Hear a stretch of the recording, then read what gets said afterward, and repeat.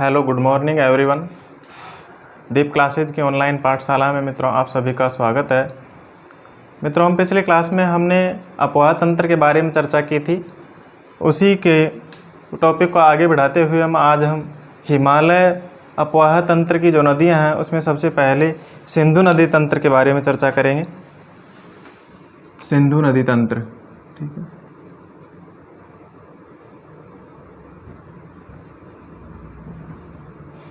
सिंधु नदी तंत्र, ठीक है। अपवाह में भारत के जो अपवाह तंत्र है उसमें सबसे पहले सिंधु नदी तंत्र, ठीक है। सिंधु नदी तंत्र में कौन कौन सी मुख्य नदियां बहती है और यह नदी सिंधु नदी अपने कहाँ से उद्गम होता है, इस नदी का उद्गम कहाँ से होता है तथा इसकी लंबाई कितनी है, भारत में इसका कुल अपवाह क्षेत्रफल कितना है, इन सब के बारे में हम विस्तार से चर्चा करेंगे। यह विश्व की सबसे बड़ी नदी तंत्रों में से एक है, ठीक है। विश्व के सबसे बड़े नदी तंत्रों में से एक है। इसका क्षेत्रफल, सिंधु नदी का जो क्षेत्रफल है, ठीक है, यह लगभग 11,65,000,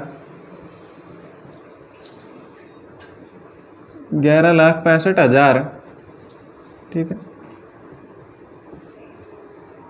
ये फिर 11.65 लाख, ठीक है, वर्ग किलोमीटर क्षेत्र में इसका अपवाह क्षेत्र है, ठीक है। भारत में इसका अगर क्षेत्रफल की बात करें भारत में, तो कितने अपवाह क्षेत्रफल है इसका भारत में इसका अपवाह 3,21,000 के लगभग, 3,21,289 वर्ग किलोमीटर, ठीक है, संपूर्ण अपवाह क्षेत्रफल है इसका 11.65 लाख वर्ग किलोमीटर, ठीक है। तथा भारत में इसका अपवाह क्षेत्रफल है कितना, 3,21,289 वर्ग किलोमीटर, ठीक है। इसका उद्गम, सिंधु नदी का उद्गम कहाँ से हुआ है? यह तिब्बत में, सिंधु नदी तिब्बत के कैलाश मानसरोवर, तिब्बत के कैलाश मानसरोवर, तिब्बत के कैलाश मानसरोवर पर्वत में कहाँ से निकलती है? बोखरचू हिमनद से। पर्वत में बोखरचू हिमनद, बोखरचू हिमनद से निकलती है, ठीक है। बोखरचू हिमनद से निकलती है और यहाँ पर बोखरचू हिमनद से सिंगी खंबान के नाम से निकल करके, ठीक है, यहाँ से किस नाम से निकलती है? ये सिंगी खंबान,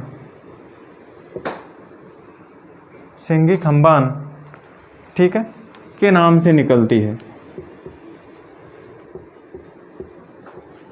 सिंगी खंबान के नाम से निकलती है, ठीक है। तिब्बत के कैलाश मानसरोवर पर्वत में यह बोखरचू हिमनद से सिंगी खंबान के नाम से निकलती है और सिंगी खंबान के नाम से निकल करके यह आगे क्या होती है?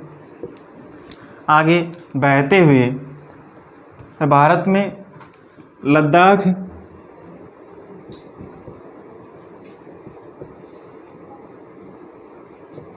भारत में लद्दाख की पहाड़ियों के मध्य से, ठीक है, भारत में लद्दाख की पहाड़ियों के मध्य से, ठीक है, लद्दाख एवं जास्कर पहाड़ियों के मध्य से बहते हुए क्या करती है? लद्दाख में प्रवेश करती है।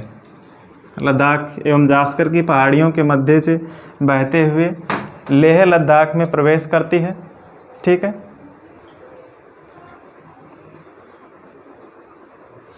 ठीक है। लद्दाख एवं जास्कर में बहती है तथा लद्दाख एवं जास्कर में बहती उत्तर पश्चिम दिशा में बहती हुई यह क्या करती है, आगे लद्दाख श्रेणी को काटते हुए यह नदी जम्मू कश्मीर में, ठीक है, लद्दाख और जास्कर में बहने के बाद यह जम्मू कश्मीर में गिलगित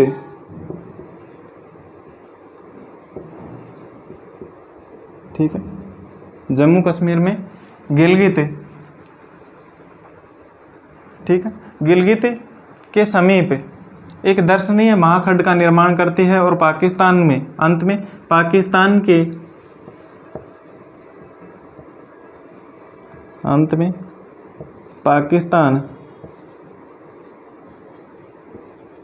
चिल्लड़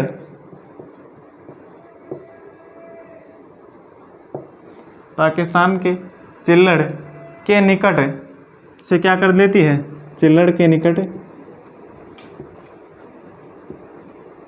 से दर्दिस्तान में प्रवेश कर जाती है। दर्दिस्तान में प्रवेश कर जाती है। दर्दिस्तान में प्रवेश कर जाती है, ठीक है। वहाँ पर दर्दिस्तान में प्रवेश करते हुए अंत में क्या हो जाती है, पाकिस्तान में बहते हुए अंत में अरब सागर में जाकर के गिर जाती है, ठीक है। वापस रिपीट कर देता हूँ। यह नदी तिब्बत के कैलाश मानसरोवर पर्वत में बोखरचू हिमनद से सिंगी खम्बान नाम से निकलती है, ठीक है। सिंगी खम्बान या फिर शेरमुख भी कहा जाता है, ठीक है। तिब्बत में सिंगी खम्बान या शेरमुख के नाम से निकल करके यह वहाँ तिब्बत में बहते हुए भारत में लद्दाख एवं जास्कर पहाड़ियों के मध्य लद्दाख लेह में प्रवेश करती है। वहाँ से आगे बढ़ते हुए यह जम्मू कश्मीर में गिलगित में एक दर्शनीय स्थल का निर्माण करती है। उसके पश्चात पाकिस्तान के चिल्लड़ के निकट दर्दिस्तान में प्रवेश करती है और उसके वहाँ से फिर यह पाकिस्तान में बहते हुए अंत में क्या कर देती है, अरब सागर में गिरती है, ठीक है। तो यह अपने उद्गम स्थान से लेकर के इसके विसर्जन स्थान तक इसकी कुल लंबाई, ठीक है, इसकी कुल लंबाई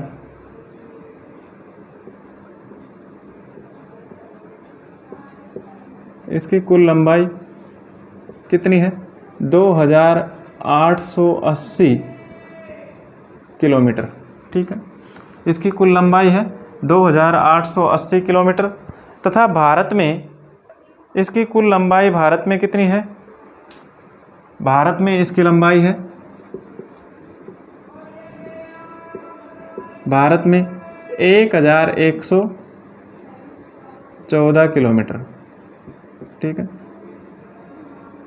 1114 किलोमीटर भारत में इसकी लंबाई है, 1114 किलोमीटर, ठीक है मित्रों। तथा इसका कुल क्षेत्रफल अपवाह क्षेत्रफल है 11,65,000 वर्ग किलोमीटर तथा भारत में इसका अपवाह क्षेत्र कितना है, 3,21,289 वर्ग किलोमीटर, ठीक है। ये तो हुई सिंधु नदी के मुख्य अपवाह तंत्र की बात। इसी के साथ इसकी जो सहायक नदियां हैं, सिंधु नदी के अलावा इसकी मुख्य सहायक नदियां हैं वो कौन कौन सी है, जो कि इसके समानांतर बहते हुए अंत में इसमें मिलते हुए विसर्जित होकर के अंत में अरब सागर में गिरती है। इसकी मुख्य सहायक नदियों की बात करें, मुख्य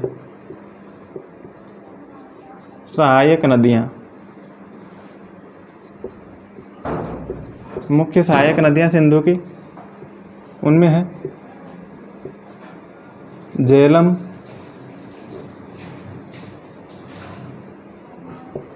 चिनाब, रावी, व्यास और सतलज, ठीक है मित्रों। जो सिंधु नदी तंत्र के बाईं तरफ से, ठीक है, सिंधु नदी के बाईं किनारे पर मिलने वाली नदी, ठीक है, बाएं किनारे पर मिलने वाली प्रमुख 5 सहायक नदियां हैं ये, जिन्हें पंचनद के नाम से जाना जाता है। और ये पंचनद सिंधु की मुख्य सहायक नदियां हैं, जो झेलम, चिनाब, रावी और व्यास एवं सतलज नदी है, जो कि क्रमशः सिंधु नदी से उत्तर से दक्षिण की तरफ सिंधु नदी के प्रमुख सहायक नदियों के रूप में बहती है। ठीक है, अब इनका हम एक एक करके अध्ययन करेंगे। मानचित्र की सहायता से एक बार हम संपूर्ण सिंधु नदी अपवाह तंत्र को देख लेते हैं, उसके बाद में इनकी मुख्य सहायक नदियों के बारे में एक एक करके चर्चा करेंगे। देखिए मित्रों, सिंधु नदी मुख्यतः तिब्बत में कहाँ से निकलती है? कैलाश मानसरोवर से। ठीक है, जैसे तिब्बत में यहाँ से कैलाश मानसरोवर से, बोखरचू ग्लेशियर से, बोखरचू हिमनद से निकल करके यह भारत में प्रवेश करती है। और भारत में प्रवेश करते हुए लद्दाख और जास्कर श्रेणियों के बीच में प्रवेश करते हुए लद्दाख में बहने के पश्चात यह जम्मू कश्मीर के यहाँ पर गिलगित में क्या करती है? एक दर्शनीय स्थल का निर्माण करती है। ठीक है, यहाँ से यह पाकिस्तान में चिल्लड़ नामक स्थान से, चिल्लड़ के निकट यहाँ पर है चिल्लड़,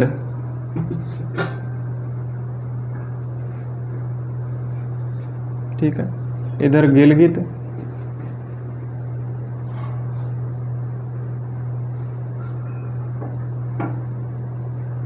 गिलगित में दर्शनीय स्थल का निर्माण करती है। यहाँ से जो उद्गम स्थान है यहाँ पर बोखरचू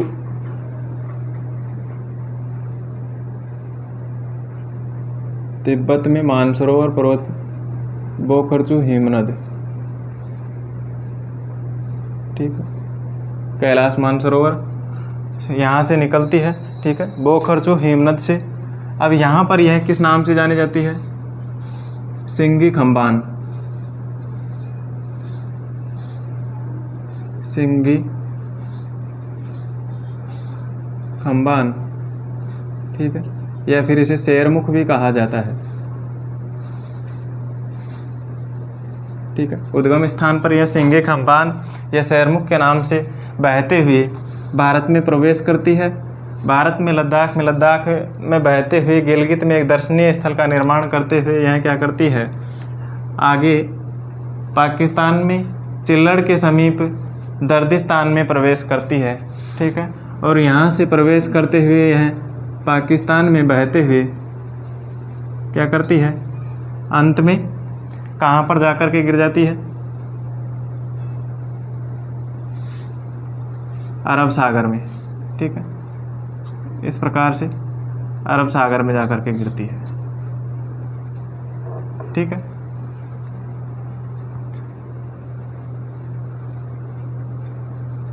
सिंधु नदी। ठीक है, ये सिंधु नदी। ठीक,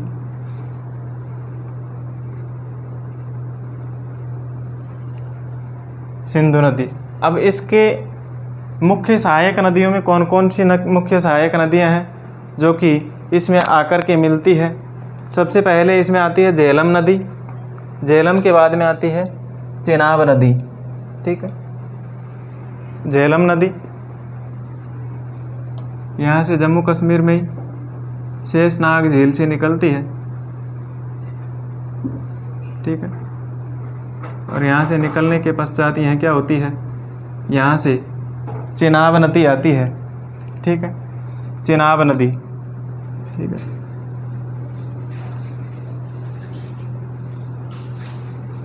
चिनाब नदी में आकर के मिल जाती है। ठीक है, ये कौन सी है?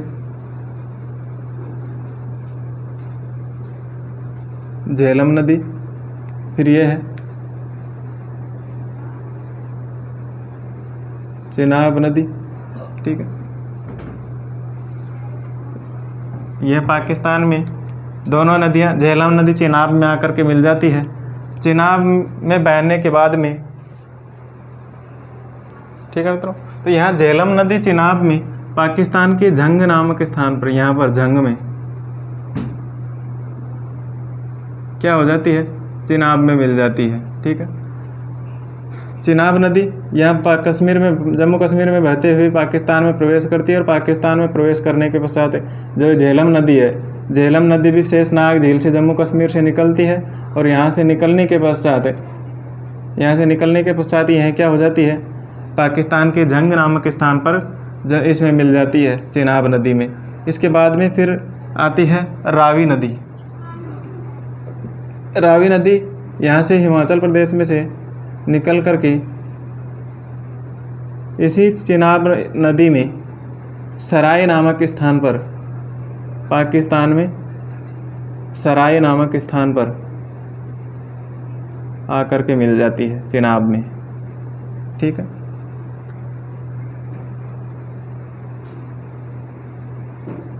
सराय नामक स्थान पर आकर के चिनाब में मिल जाती है। चिनाब के इसके बाद में आती है व्यास नदी। ठीक है, ये हो गई रावी। फिर व्यास नदी हिमाचल प्रदेश में रोहतांग दर्रे से निकल करके पंजाब में हरीके बैराज नामक स्थान पर किस में मिल जाती है, सतलज नदी में। ठीक है, यहाँ पर सतलज नदी में मिल जाती है। अब सतलज नदी सिंधु की जो सहायक नदी है, वो तिब्बत के राक्षस ताल से झील से निकल करके, यहाँ से राक्षस ताल झील से निकल करके, ठीक है, भारत में सिपकिला दर्रे से होकर प्रवेश करती है। ठीक है, किससे, सिपकिला दर्रे से होकर प्रवेश करती है।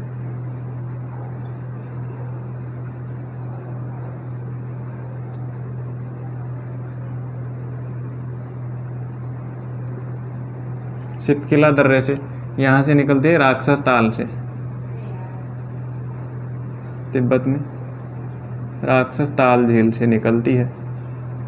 ठीक है, यहाँ से निकल करके यह सिपकिला दर्रे से भारत में प्रवेश करती है और भारत में प्रवेश करने के बाद यह हिमाचल प्रदेश में बहते हुए पंजाब में यहाँ पर क्या करती है, इसी नदी पर भाखड़ा नांग बांध बना हुआ है। ठीक है, जो कि भारत का सबसे ऊंचा बांध है तथा इसके पीछे स्थित जलाशय जो गोविंद सागर जलाशय हिमाचल प्रदेश में स्थित है। ठीक है, तथा भारत की मीठे पानी की सबसे बड़ी कृत्रिम झील भी यही है, गोविंद सागर झील। ठीक है, तो यहाँ पर ये राक्षस ताल झील से निकलने के बाद जैसे सतलज नदी भारत में प्रवेश करती है, जिसी में इसकी सहायक नदी बहती है व्यास नदी, जो रोहतांग दर्रे से होकर के भारत में प्रवेश कर, भारत में हिमाचल प्रदेश में रोहतांग दर्रे से निकलती है और पंजाब में हरीके बैराज नामक स्थान पर व्यास नदी इसमें मिल जाती है, सतलज नदी में। इसमें मिलने के पश्चात पंजाब से आगे यह पाकिस्तान में प्रवेश करती है। ठीक है, पाकिस्तान में प्रवेश करती है सतलज नदी। अब यह सतलज नदी पाकिस्तान में प्रवेश करने के बाद में इसमें आकर के चिनाब नदी मिल जाती है। ठीक है, चिनाब नदी।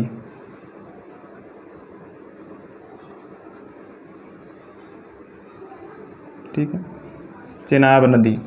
ठीक है, जो कि इसमें मिल जाती है, सतलज नदी में आकर के मिल जाती है। ठीक है, मिठनकोट के निकट फिर ये क्या हो जाती है, यहाँ पर सतलज नदी पाकिस्तान में मिठनकोट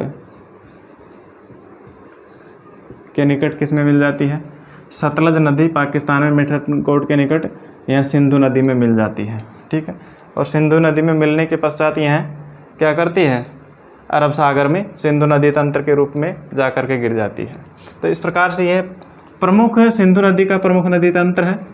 यहाँ पर अब हम इनकी एक एक नदियों की डिटेल से देखते हैं जानकारी। सबसे पहले सिंधु नदी तंत्र, जो कि बोखरचू हिमनद से निकल करके भारत में प्रवेश करती है और भारत में हिमालय, लद्दाख और जास्कर पहाड़ियों के बीच में लद्दाख में बहते हुए गिलगित में एक दर्शनीय स्थल का निर्माण करती है। ठीक है, वह दर्शनीय स्थल का निर्माण करती है और दर्शनीय उसके बाद में यह क्या होती है, लद्दाख से, इससे गिलगित से आगे भारत पेयो के अधिकृत क्षेत्र में से निकल कर के पाकिस्तान के चिल्लड़ नामक स्थान पर दर्दिस्तान में पाकिस्तान में बहती है। ठीक है, दर्दिस्तान में प्रवेश कर जाती है और उसके बाद में यह पाकिस्तान में बहते हुए अंत में अरब सागर में जाकर के गिरती है। तो सिंधु नदी की कुल लंबाई 2880 किलोमीटर, ठीक है। भारत में इसकी कुल लंबाई 1114 किलोमीटर, ठीक है। इसकी मुख्य सहायक नदियों में झेलम, चिनाब, रावी, व्यास और सतलज है। सबसे पहले झेलम नदी, ठीक है। झेलम नदी जो कि कश्मीर की मुख्य घाटी से निकलती है, कश्मीर घाटी की मुख्य नदी है यह, सिंधु की सहायक नदी, ठीक है। इसी की तट पर, झेलम नदी के तट पर ही कश्मीर, जम्मू कश्मीर की राजधानी जो श्रीनगर है वह बसा हुआ है, ठीक है। जम्मू कश्मीर का श्रीनगर इसी झेलम नदी के तट पर यहाँ पर बसा हुआ है, ठीक है। इसी के साथ झेलम नदी भारत और पाकिस्तान की प्राकृतिक सीमा बनाते हुए, यहाँ पर भारत और पाकिस्तान की प्राकृतिक सीमा बनाते हुए, ठीक है, इस प्रकार से बहती है ये,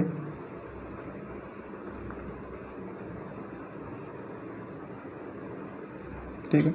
प्राकृतिक सीमा बनाते हुए क्या हो जाती है, पाकिस्तान में प्रवेश करती है, ठीक है। और पाकिस्तान में जंग में जाकर के क्या हो जाती है, चिनाब नदी में जाकर के मिल जाती है। इसके बाद में अगली आती है, इसी नदी पर, झेलम नदी पर ही तुलबुल और किशनगंगा जल विद्युत परियोजना भी स्थित है, तुलबुल और दुलहस्ती जल विद्युत परियोजना, ठीक है, जो कि विवादास्पद है। इसके बाद में आती है चिनाब नदी, ठीक है।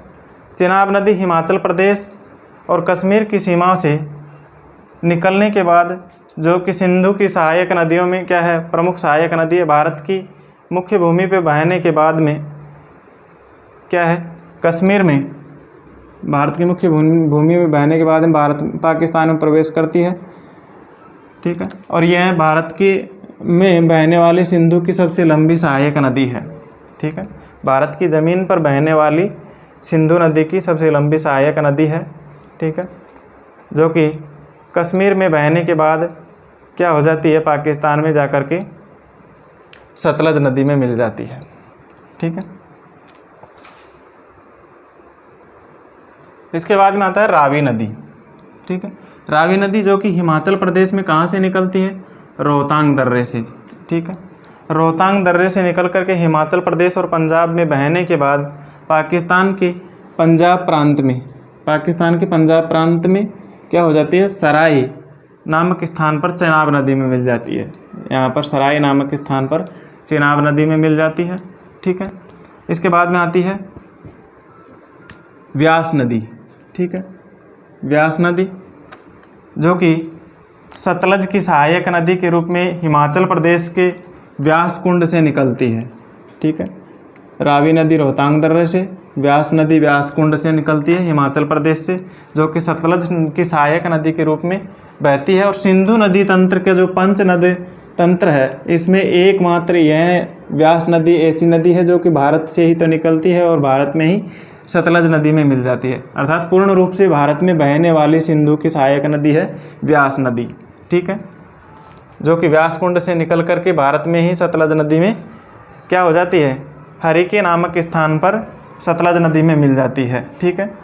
फिर है, यह सिंधु नदी तंत्र की एकमात्र क्या है, बड़ी नदी है, ठीक है।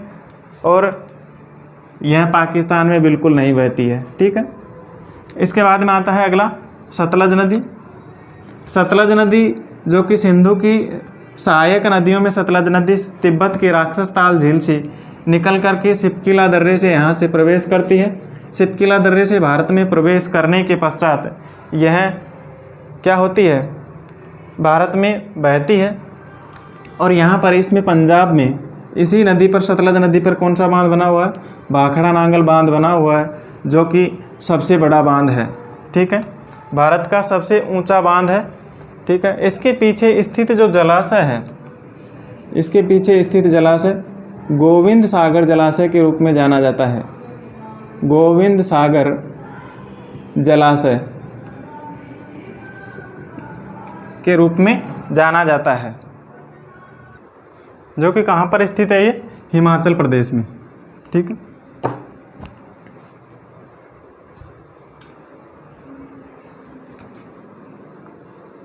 हिमाचल प्रदेश में, ठीक है। गोविंद सागर जलाशय हिमाचल प्रदेश में, तथा यह भारत की मीठे पानी की सबसे बड़ी कृत्रिम झील है। भारत की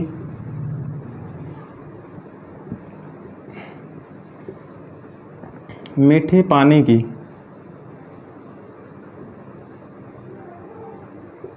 सबसे बड़ी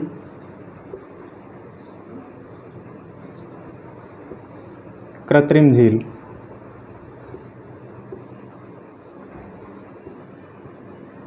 ठीक है। गोविंद सागर झील भारत की मीठे पानी की सबसे बड़ी कृत्रिम झील है, ठीक है। तिब्बत में सिंगी खंबाब के नाम से विख्यात यह सतलज नदी भारत में व्यास नदी और पाकिस्तान में चिनाब नदी का जल प्राप्त करते हुए अंत में क्या हो जाती है, पाकिस्तान में मिठनकोट के निकट, पाकिस्तान में यहाँ पर मिठनकोट के निकट क्या हो जाती है, सिंधु नदी में मिल जाती है, ठीक है। सिंधु नदी में जाकर के मिल जाती है। सिंधु सतलज के मैदानी प्रदेश द्वारा बनाए गए दोआबी क्षेत्र तथा बिछाई गई उपजाऊ जलोढ़ मृदा का ही परिणाम है कि भारत में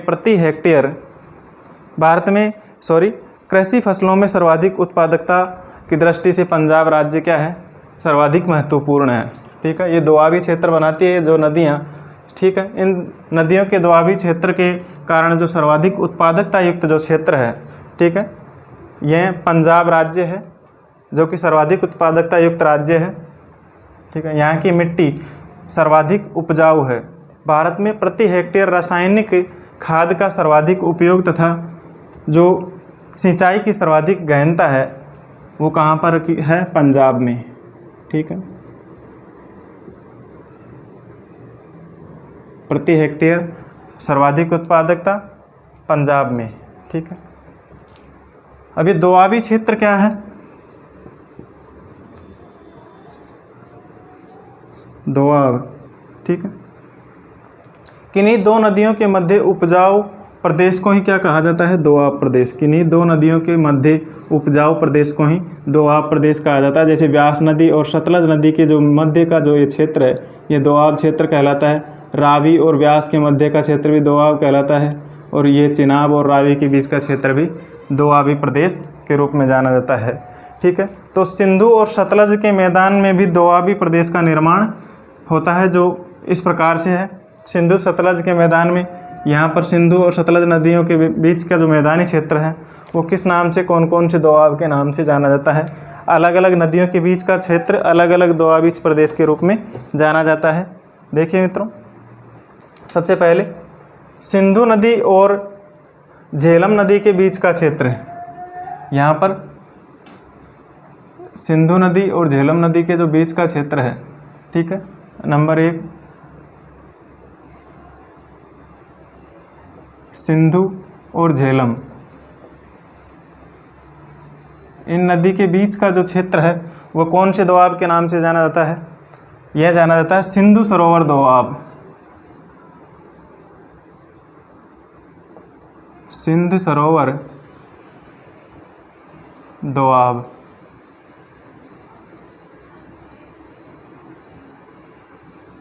ठीक है। दो आब यानी नदियों के बीच का क्षेत्र है, ठीक है। तो सिंधु और झेलम नदियों के बीच का क्षेत्र है सिंध सरोवर दोआब के नाम से जाना जाता है, ठीक है। फिर इसके बाद में आता है झेलम नदी और चिनाब नदी के बीच का क्षेत्र। झेलम नदी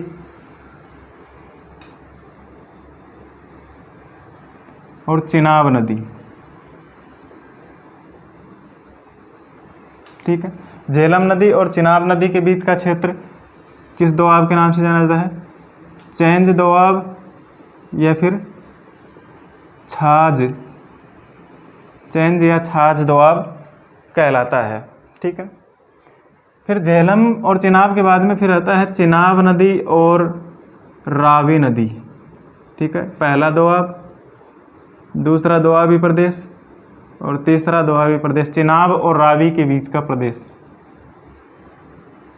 चिनाब और रावी नदी के बीच का जो क्षेत्र है वो किस नाम से जाना जाता है, रचना दोआब के नाम से।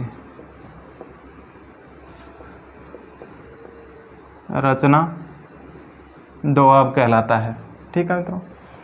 इसके बाद में रावी नदी और व्यास नदी। ठीक है, रावी नदी और व्यास नदी का जो बीच का दोआबी प्रदेश है, ठीक है, रावी नदी और व्यास नदी। ठीक है, रावी और व्यास के बीच का दोआबी प्रदेश ये किस नाम से जाना जाता है? बारी दोआब, बारी दोआब।